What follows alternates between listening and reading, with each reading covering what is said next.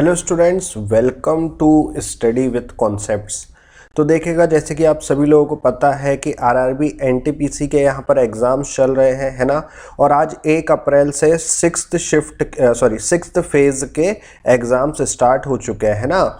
आज आपका 1 अप्रैल है और आज से 6th फेज़ के एग्ज़ाम्स स्टार्ट हो चुके हैं। अब बहुत सारे स्टूडेंट्स यहाँ पर पूछ रहे हैं कि सर क्या 7th फेज़ का भी एग्ज़ाम होगा। तो बिल्कुल, यहाँ पर अभी 3 से 4 लाख स्टूडेंट्स के अभी यहाँ पर एग्ज़ाम बचे हैं। मींस 6th फेज़ को अगर मैं यहाँ पर हटा दूँ तब भी 3 से 4 लाख स्टूडेंट्स के यहाँ पर एग्ज़ाम्स बचे हैं।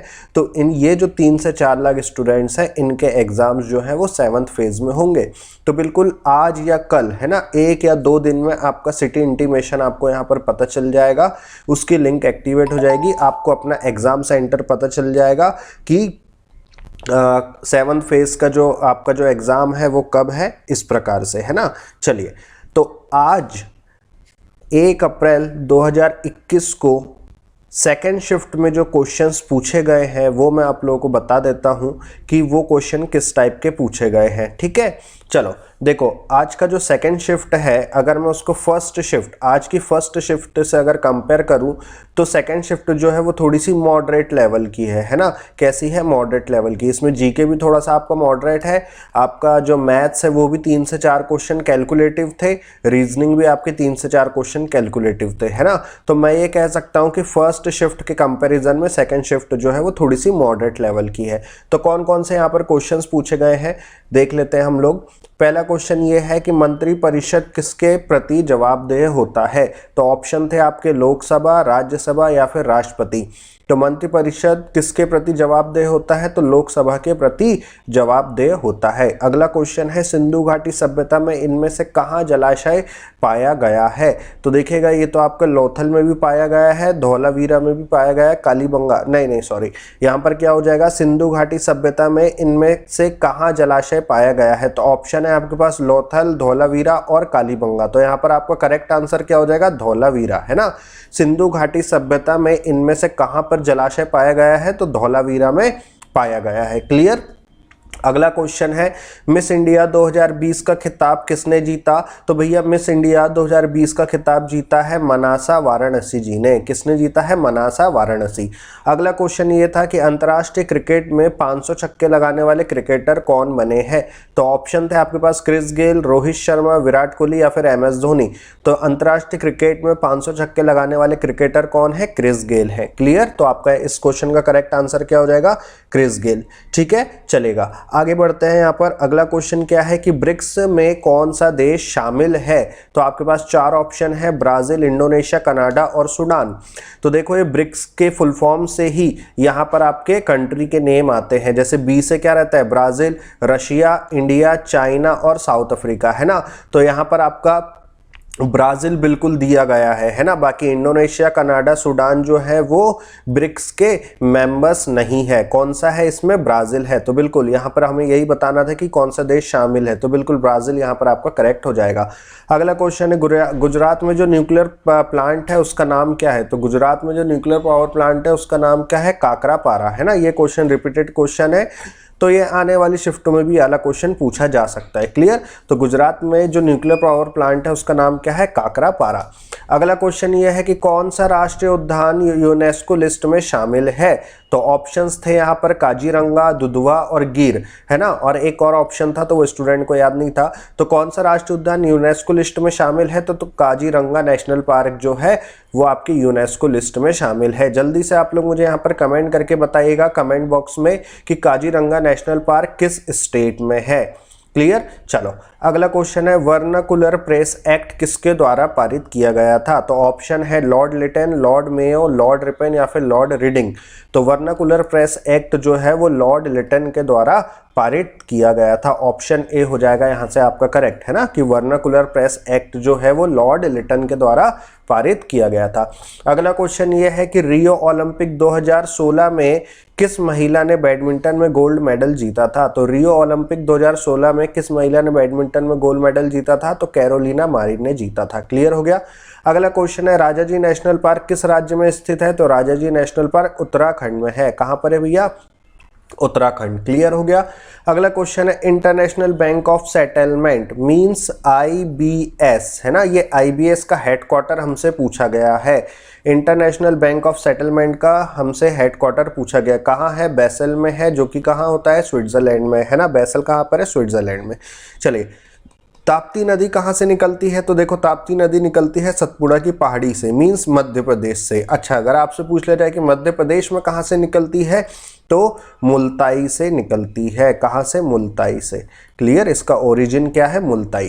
क्लियर फ्रेंड्स, चलो आगे बढ़ते हैं। भारत ने अपना पहला सैटेलाइट उपग्रह कब छोड़ा था? तो ऑप्शंस आपके पास ऐसे थे कि 12 अप्रैल 1975, मतलब आसपास थे, है ना। 16 अप्रैल 1975 और एक था 18 अप्रैल 1975। ये सब 1975 ईयर तो सेम थे, बट यहाँ पर देखो ये जो ऑप्शंस है बिल्कुल क्लोज है ना। तो इसमें से भी हमें बताना था कि इसका आंसर क्या होगा। तो ये थोड़ा सा मॉडरेट लेवल का क्वेश्चन हो गया कि भारत ने अपना पहला सैटेलाइट कब छोड़ा था? तो 19 अप्रैल 1975 में। कब छोड़ा था? 19 अप्रैल 1975 में। अगला क्वेश्चन ये है कि पद्मावत किताब के लेखक कौन है? तो ये तो रिपीटेड क्वेश्चन है ना।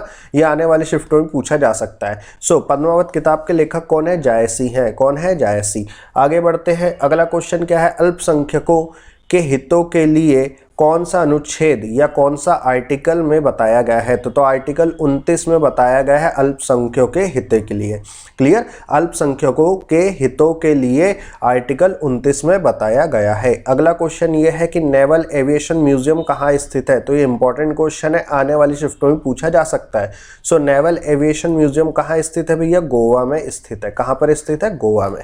आगे बढ़ते हैं। अगला क्वेश्चन, दिल्ली चलो का नारा किसने दिया था? बहुत ईजी क्वेश्चन है, रिपीटेड क्वेश्चन है, बहुत बार एग्जाम में पूछा गया है, रेलवे में भी, एसएससी में भी। तो दिल्ली चलो का जो नारा है वो किसने दिया था? सुभाष चंद्र बोस जी ने दिया था। आगे चलते हैं। भारत की सबसे बड़ी खारे पानी की झील कौन सी है? तो भारत की सबसे बड़ी खारे पानी की, मींस सॉल्ट वाटर, है ना, सॉल्ट वाटर की जो आपकी जो लेक है वो कौन सी है? तो चिल्का झील है, चिल्का लेक है। आगे चलते हैं। न्यूटन के द्वारा कितने नियम दिए गए हैं? तो भैया न्यूटन के द्वारा 3 नियम दिए गए हैं। क्लियर हो गया। आगे बढ़ते हैं। अच्छा, ये तीनों इक्वेशन भी आपको पता होनी चाहिए न्यूटन्स की, है ना। इसकी जो दी गई जो इक्वेशंस है ना, s equals to u t plus half a t square, ये भी एग्जाम में पूछ लिया जाता है। v square equals to u square plus 2as, है ना। तो ये वाली चीज, ये जो इक्वेशंस है ये भी आपसे एग्जाम में पूछ ली जाती है, इसलिए इस चीज का भी आप लोग थोड़ा सा इसमें ध्यान रखेगा। अगला क्वेश्चन ये है कि इनमें से क्या आउटपुट डिवाइस है? तो देखो, कीबोर्ड जो है वो इनपुट होता है, जॉयस्टिक जिससे आप अपना वीडियो गेम वगैरह जो खेलते हैं वो कनेक्ट करते हैं ना, तो जॉयस्टिक भी एक प्रकार का आउटपुट डिवाइस है। इनपुट डिवाइस है। स्कैनर भी आपका एक इनपुट डिवाइस है, लेकिन मॉनिटर आपका क्या होता है? एक आउटपुट डिवाइस होता है। तो इस क्वेश्चन का आंसर करेक्ट क्या हो जाएगा? मॉनिटर। क्लियर। ट्रैक बॉल क्या है? तो देखो, ट्रैक बॉल क्या होता है भैया? इनपुट डिवाइस होता है या आउटपुट डिवाइस होता है, सॉफ्टवेयर है या प्रोसेसिंग है? तो ट्रैक बॉल एक इनपुट डिवाइस है। ट्रैक बॉल क्या है? इनपुट डिवाइस है। अगला क्वेश्चन है, स्वीट पोटैटो क्या है? रूट है, स्टीम है, लीव है या फिर फ्रूट है? तो स्वीट पोटैटो जो होता है वो रूट होता है ना। रूट मीन्स क्या? यहाँ पे जड़, है ना। तो स्वीट पोटैटो जो होता है वो क्या होता है? रूट होता है। हैदर अली कहाँ का शासक था? तो देखो, ऑप्शन में आपके पास मैसूर है, हैदराबाद भी था, ऑप्शन में क्या था? हैदराबाद। क्लियर। तो यहाँ पर हैदर से आप हैदराबाद यहाँ पर कनेक्ट नहीं कर सकते, गलत हो जाएगा, है ना। बहुत सारे स्टूडेंट्स ने यहाँ पर हैदराबाद लगा के आया है। क्लियर हो गया। तो यहाँ पर आपका करेक्ट आंसर क्या हो जाएगा कि हैदर अली कहाँ का शासक था? तो हैदर अली मैसूर का शासक था। क्लियर। आगे बढ़ते हैं। ISCII का फुल फॉर्म क्या है? तो ISCII का फुल फॉर्म है Indian script code for information interchange. क्या है? Indian script code for information interchange. ये हमसे पूछा गया था, इसका फुल फॉर्म ISCII का। अगला क्वेश्चन, इसरो ने एक साथ कितने सैटेलाइट भेजकर रिकॉर्ड बनाया है? तो ऑप्शन थे आपके पास 102, 103, 104 या फिर 106। तो इसरो ने एक साथ कितने सैटेलाइट भेजकर रिकॉर्ड बनाया है? तो 104 सैटेलाइट भेजकर रिकॉर्ड बनाया है। क्लियर। रात का समय दिखाई देने वाला सबसे चमकीला ग्रह मींस प्लैनेट कौन सा है? तो वीनस है, कौन सा है? शुक्र है। यही सबसे ज्यादा चमकीला प्लैनेट है। क्लियर। मैग्मा कहाँ पाया जाता है, तो मैग्मा कहाँ पाया जाता है, क्रस्ट, मेंटल या फिर कोर में, तो मैग्मा पाया जाता है कोर में। ठीक, क्लियर हो गया। तो ये क्वेश्चन रिपीटेड है, आने वाली शिफ्ट में पूछा जा सकता है, इसलिए मैं यहाँ पर इसको वेरी इंपॉर्टेंट कर रहा हूँ। मैग्मा कहाँ पाया जाता है, कोर में पाया जाता है। मैंग्रोव फॉरेस्ट कहाँ पाया जाता है, तो मैंग्रोव फॉरेस्ट पाया जाता है तटीय क्षेत्रों में। कहाँ पर, तटीय क्षेत्रों में। क्लियर। एम एस स्वामीनाथन कौन थे, तो एम एस स्वामीनाथन कौन थे, अनुवांशिकी विशेषज्ञ थे, और इन्हीं को हम फादर ऑफ ग्रीन रिवॉल्यूशन हम लोग कहते हैं, है ना, हरित क्रांति के जनक कहते हैं। क्या कहते हैं, हरित क्रांति के जनक। किन है, एम एस स्वामीनाथन को।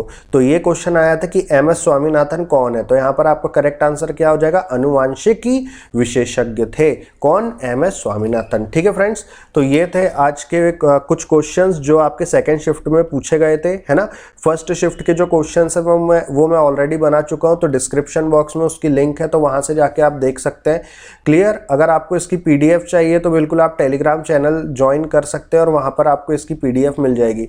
अच्छा, टेलीग्राम चैनल की जो लिंक है वो डिस्क्रिप्शन बॉक्स में दी गई है, तो वहां से आप टेलीग्राम चैनल की लिंक क्लिक करके आप टेलीग्राम चैनल को ज्वाइन कर सकते हैं। ठीक है फ्रेंड्स, अगर ये क्लास अगर अच्छी लगी हो तो एक बार इसको लाइक करिएगा, अपने दोस्तों में शेयर करिएगा, और कमेंट करके बताइएगा कि आज किन किन स्टूडेंट का एग्जाम था और उन्होंने कितने क्वेश्चंस यहाँ पर अटेम्प्ट करे हैं। क्लियर।